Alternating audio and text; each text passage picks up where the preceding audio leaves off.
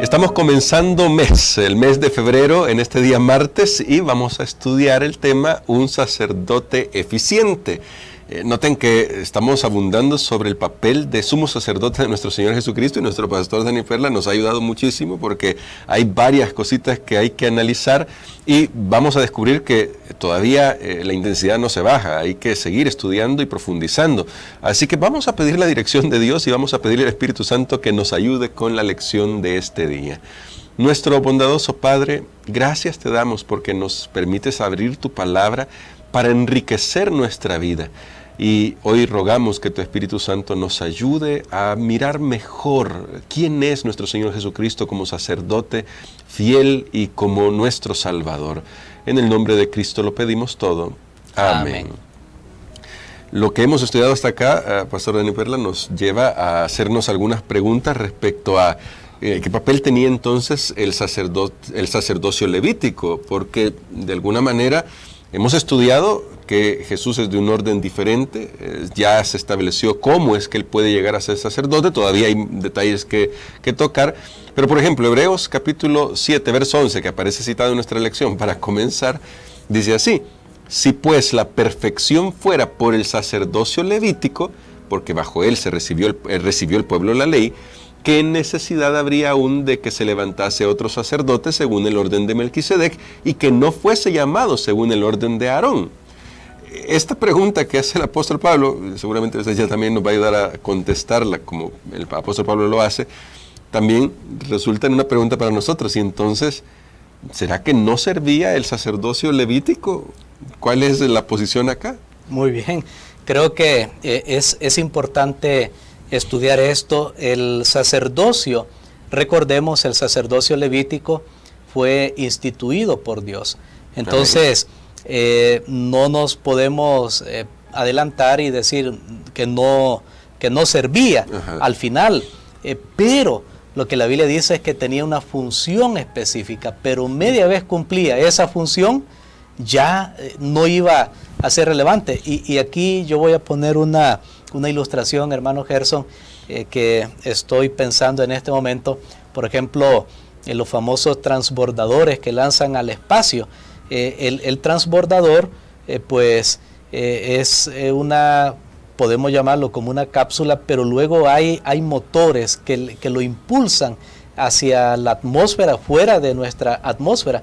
Pero media vez el transbordador ya está en esa zona donde ya salió de nuestra atmósfera, esos propulsores caen, ya se despegan del transbordador, y el transbordador ya sigue pues por otros mecanismos. Entonces, así fue el sacerdocio levítico, estaba para impulsar todas las leyes que Dios dio en el Antiguo Testamento, era para que la gente no vieran un fin en sí mismo al sacerdocio, a los sacrificios, sino que en eso vieran ellos al verdadero representante, a quien todo eso prefiguraba, que era a Cristo Jesús. Pero el pueblo de Israel se concentró en el sacrificio, en el sacerdocio, en la vestimenta, en esto, en el santuario, y muchos no vieron a quién representaba ese sacrificio. En ese sentido es que dice la Biblia pues que el sacerdocio levítico no perfeccionó nada, porque si la esperanza era, y se va a estudiar más adelante en Hebreos, en la sangre de los animales, en esto, eso no te podían salvar. Se necesitaba que viniera el sacrificio verdadero y real, y vino, que es Jesús. Pero a eso nosotros tenemos que referirnos cuando decimos que el sacerdocio levítico no perfecciona nada. Tenía una función, pero era una función limitada porque no era lo verdadero, sino que solo era la representación. Y otra ilustración más que voy a poner, tal vez moderna. Por ejemplo, ahora hay personas que conocen a su compañero, su compañera para la vida a través del internet. Sí. Podemos decirlo, ahí están las fotografías y chatean y hablan, pero usted no se va a casar con la fotografía, usted no se va a casar con el teléfono. Va a haber un momento dejar el teléfono a un lado y alguien tiene que viajar para encontrarse, y ahí se van a unir. Entonces la foto, todo eso, el video, eso le ayudó para el contacto, pero usted no se casa con la foto, usted se casa con la persona. Pues es lo mismo que nos está sucediendo aquí con el sacerdocio levítico, que ahora es reemplazado por el sacerdocio según el orden de Melquisedec. Que, como vimos ya, pastor, es un orden superior y por lo tanto también implica de alguna manera leyes superiores. Sí lo puedo decir con esas palabras, porque ya se va a explicar un poquito más. Nuestro pastor nos va a ayudar a comprender esto, porque definitivamente, como ya quedó establecido, Jesús no podía ser sacerdote si nos centrábamos en las leyes levíticas. Entonces, ¿cómo hace Dios para que el Señor Jesús pueda ser sacerdote del orden de Melquisedec, como ya se explicó, atendiendo que había una ley que él mismo había dado? Muy bien, aquí me gustaría que tomemos nuestras Biblias y vamos a ver la respuesta que nos da a esta pregunta muy importante. Tal vez usted puede pensar, pero eso a mí no me preocupa mucho porque al final yo no soy judío, pero precisamente cuando estudiamos la Biblia, y aquí mientras busco doy un consejo, hermano Gerson, que nosotros cuando estudiamos la Biblia definitivamente tenemos que tomar en cuenta la cultura en la que la palabra de Dios fue escrita. Si no, no vamos a comprender todo el mensaje. Debemos tomar en cuenta el contexto, la cultura, las personas a quienes se dirigió, pero que finalmente hay lecciones que son para nosotros. Y que si para los judíos, imagínense, el sacerdocio de Jesús para los judíos cristianos no hubiera sido válido, pues no es válido para nosotros. Claro. Así que tiene grandes implicaciones. Pero Dios buscó una solución, porque sabemos que Él es el Señor. Hebreos capítulo número 7. Y ahora vamos a leer los versículos 15 hasta el 19. Y ahí tenemos la respuesta. Bueno, dice así: y esto es aún más evidente si a semejanza de Melquisedec se levanta un sacerdote distinto, no constituido conforme a la ley meramente humana, sino según el poder de una vida indestructible, pues se da testimonio de él: tú eres sacerdote para siempre según el orden de Melquisedec. Queda pues abrogado el mandamiento anterior a causa de su debilidad e ineficacia, pues la ley nada perfeccionó, y se introduce una mejor esperanza por la cual nos acercamos a Dios. Muy bien, aquí tenemos, yo creo que hay dos frases que podemos concentrarnos. Una dice: no constituido conforme a la ley meramente humana, sino según el poder de una vida indestructible. O sea que en otras palabras, hubo un decreto divino. Y si a eso se le llama ley, pues es ley. Es ley. Es un decreto divino en el cual Jesús podía ser nuestro sumo sacerdote, y que Dios, adelantándose a eso, que Jesús no iba a ser de la tribu de Leví, en la historia escoge un personaje llamado Melquisedec, que no era de la tribu de Leví, pero que había sido sacerdote. Entonces llega a ser la figura de Cristo. Y así como se pudo que había un sacerdocio fuera de Leví, así se pudo que Cristo Jesús sea sacerdote fuera de Leví. Amén. Ahí tenemos resuelto eso. Y lo otro que introduce, versículo 19, dice: la ley nada perfeccionó, y se introduce una mejor esperanza. El punto de todo esto, mis amigos, es que hay una mejor esperanza. Amén. Y esa la tenemos en Cristo Jesús. Él es la mejor esperanza. Recordemos lo que estaban pasando los cristianos en los primeros días del cristianismo. Ellos decían: pero si yo estaba antes en el sacerdocio levítico, igual tenía problemas, pero ahora estoy viendo que Jesús está en el cielo, que es mi sumo sacerdote, pero igual tengo problemas. Entonces, ¿qué me aprovecha? Esa era la pregunta de ellos. Estaban sufriendo persecución, rechazo, ignominia, burlas, abuso por causa de Cristo. Es lo mismo que podemos sufrir ahora. Y ellos decían: entonces, ¿en qué me aprovecha?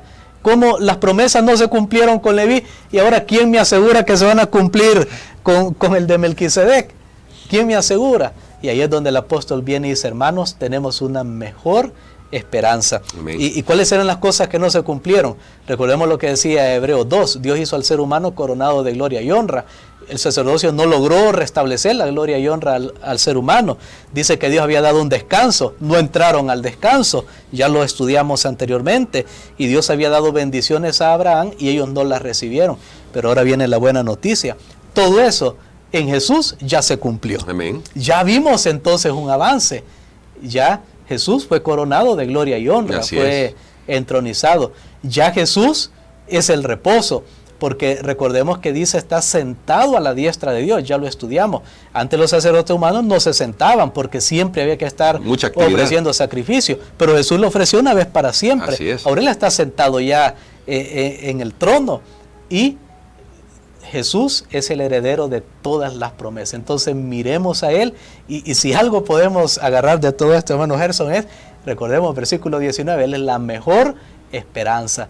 Todos mis sueños, todos mis anhelos, todo lo que aquí no se está cumpliendo en esta vida, recordemos, Jesús es la persona en la cual llegan a su cumplimiento y luego cuando Él renueve todas las cosas, ahí podremos estar con ese gran sumo sacerdote y vendremos a un mundo feliz. Amén. Ahora considere lo que nuestro pastor nos decía al principio.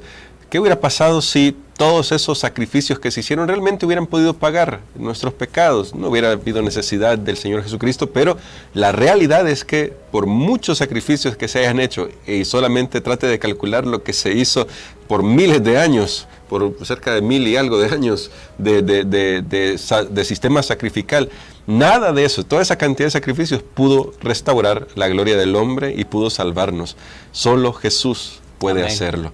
Así que, pastor, yo creo que podemos orar por eso y podemos pedirle al Señor que nos ayude a elevar nuestra visión, porque si esto fue un problema para los judíos, digamos, poner su vista en las cosas que estaban haciendo como un fin en sí mismo, creo que todavía puede ser que nosotros hagamos cosas como un fin en sí mismo y apartemos la vista de Jesús. Ayúdenos a orar para que no apartemos nuestra vista de Jesús. Amén. Padre, en esta hora te damos gracias, Señor, por estas lecciones maravillosas.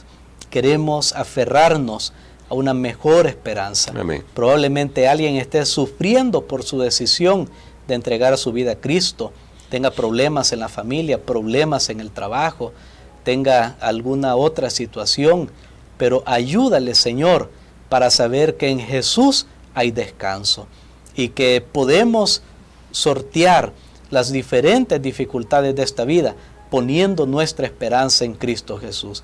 Gracias por tus promesas. Pedimos, Señor, que todas esas bendiciones que tienes para nosotros, que nuestro gran sumo sacerdote en el cielo quiere derramar, puedan ser derramadas en nuestras vidas y podamos saber que tenemos un sumo sacerdote que fue designado por un poder indestructible porque resucitó de los muertos.